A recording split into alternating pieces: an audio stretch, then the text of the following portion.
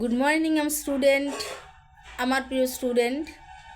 তোমরা যারা এবার 2025 উচ্চ মাধ্যমিক পাশ করেছো, ছেলে এবং মেয়ে, ছাত্রছাত্রী উভয়কেই বলছি, তোমরা আকাশে উঠতে চাও?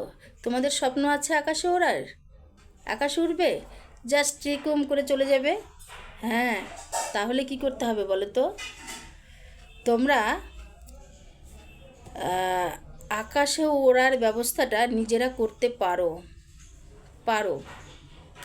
এর জন্য এমন কিছু আহামরি লাগবে না। উচ্চ মাধ্যমিক এইচএস পাস হলেই চলবে, রেজাল্ট অবশ্যই লাগবে, ভালো হতে হবে।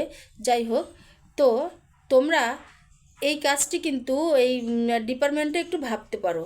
সকলেই আমার এই ভিডিও নতুন কিছু নয়, কিন্তু কথাটা হচ্ছে যে আমরা যারা প্রত্যন্ত অঞ্চলে রয়েছি তাদের একটু সমস্যা আছে অবশ্য ভাষাগত। যেমন এখানে চাকরিটা করতে হলে ইংলিশ আর হিন্দি খুব সুন্দরভাবে জানতে হবে, বলতে হবে, তার ব্যবস্থাও রয়েছে, অসুবিধার কিছু নেই। কথাটা যে তোমাদের যদি ইচ্ছে থাকে তাহলে তোমরা এটা করতে পারো। কি সুন্দর, কি ভালো লাগে না?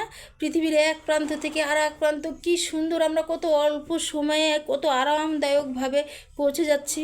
কোনো চিন্তা থাকে না আমাদের, আমাদের ভাবতেও হয় না যে আমাদের জাস্ট টিকিটটা কেটে আমাদের কিছু প্রক্রিয়া থাকছে, সেটা করে আমাদের সেই বিমানে গিয়ে বসতে হবে। তারপরের অংশ তোমাদের মতো ছেলেমেয়েরাই করছে, কিন্তু তোমাদের মতো ছেলেমেয়েরাই করছে। কি করছে?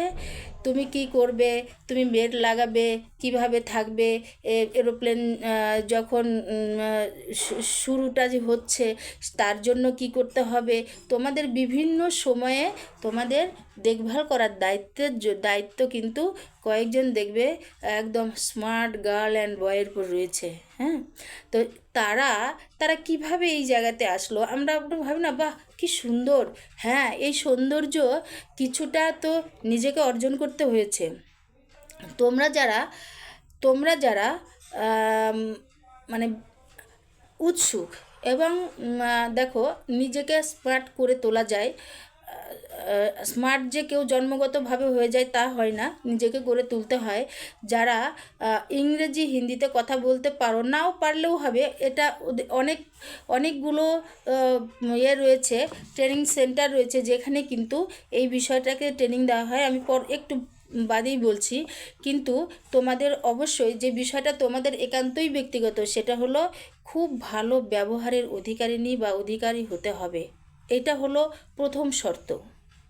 তোমার মেজাজ খিটখিটে হলে চলবে না, সবার কথাটি শুনতে হবে এবং সেই হিসেবে তুমি তোমার যেটা করণীয় আছে সেটা করতে হবে এবং ঊর্ধ্বতন কর্তৃপক্ষ প্রয়োজন অনুপাতে তোমাদেরকে যোগাযোগ রাখতে হবে। এটা গেল। এবার বলছে কি যোগ্যতা লাগবে? উচ্চ মাধ্যমিক পাস আর তোমাদের কমিউনিকেশন স্কিলে দক্ষতা থাকতে হবে, এটা। আর এখানে বলছে, আমরা পূর্বে জানতাম এটার নাম ছিল এয়ার হোস্টেজ, এখন কিন্তু এটা এয়ার হোস্টেজ বলছে না, কেবিন ক্রু ফ্লাইট অ্যাটেন্ডেন্ট বলছে। এখানে ছেলে মেয়ে উভয়ই আসতে পারবে, তাতে কোনো অসুবিধা থাকছে না। এবং এখানে যেটা তোমাদের মেন যে আমাদের টার্গেট থাকে, আমরা এই যে কাজটি করব তাতে আমরা কি পারিশ্রমিক পাবো, কি আমাদের স্যালারিজ থাকবে, এটা ভারতে এয়ারলাইন্স হচ্ছে 25,000 থেকে 50,000 মধ্যে, এটা সাধারণ। তারপরে তো তোমাদের আরও সুযোগ সুবিধা এগুলো থাকছে, এগুলো কিন্তু হিসাবের মধ্যে এখানে আসছে না। একটা হিউজ বেতনও রয়েছে সেখানে। আর আন্তর্জাতিক এয়ারলাইন্স হচ্ছে 75,000 থেকে 1.5 লাখ পর্যন্ত তোমরা স্যালারিজ পেতে পারো। এটা শুধুমাত্র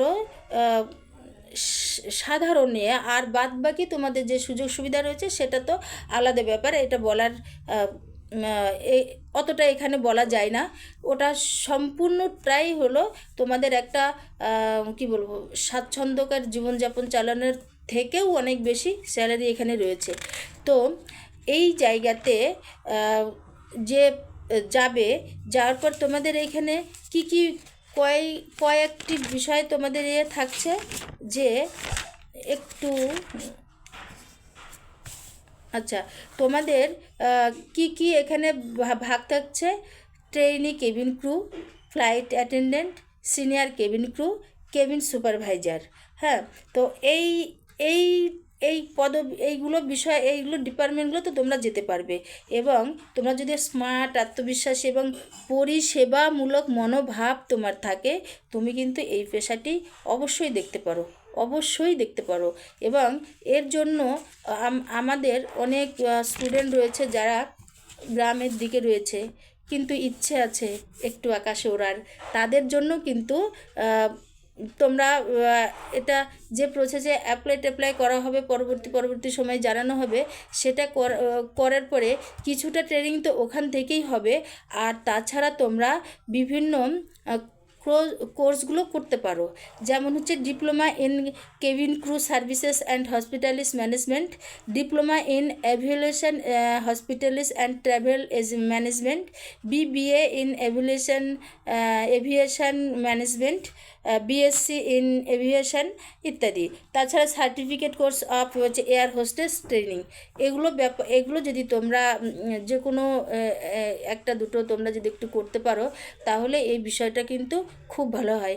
এবং আমি মনে করি খুব মানে একটা স্মার্ট সার্ভিস কেবিন ক্রু বা হচ্ছে এয়ার হোস্টেস। তোমরা চেষ্টা করতে পারো। আর কোনো কিছুতে যদি কোনো জিজ্ঞাসা থাকে তো আমাকে কমেন্ট বক্সে জানিও, আমি আমার যথাসম্ভব সেটা বলার চেষ্টা করব।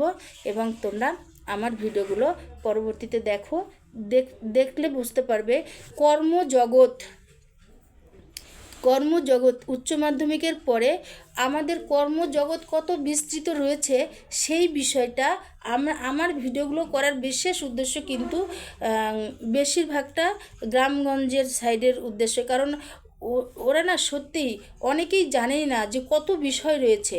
আমি পরপর বলতে থাকবো, তোমরা একটু ভিডিওগুলো লক্ষ্য করো এবং এর মধ্য থেকে তোমাদের যেটা মনে হবে তোমরা সেই বিষয়টা কিন্তু যেতে পারো।